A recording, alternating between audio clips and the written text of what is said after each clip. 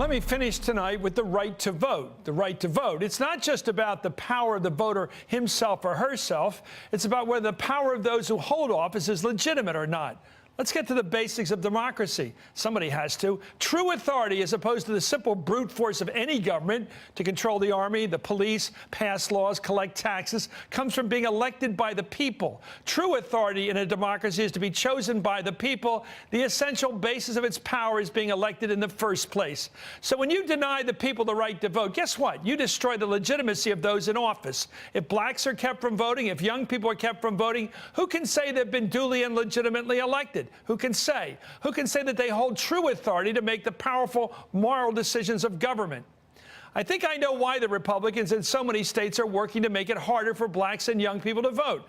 I think it's to raise their chance of winning elections. If they can deflate the numbers of minority and young voters, they can balloon the electoral power of older white people. That's a mathematical fact. And we've heard a few Republicans, a couple leaders in my home state of Pennsylvania, dare recite that fact out loud. All this explains why I care so much about this. It's about legitimacy. If we were to do to sports what we're doing to the electorate, we could reduce the number of black athletes. Think what that would do.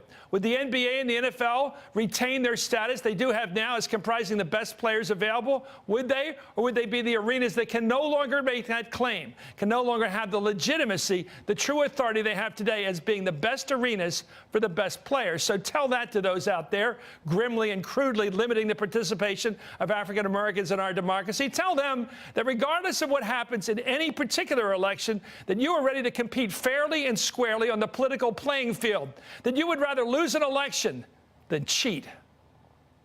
And that's hardball for now. Thanks for being with us. All In with Chris Hayes starts right now.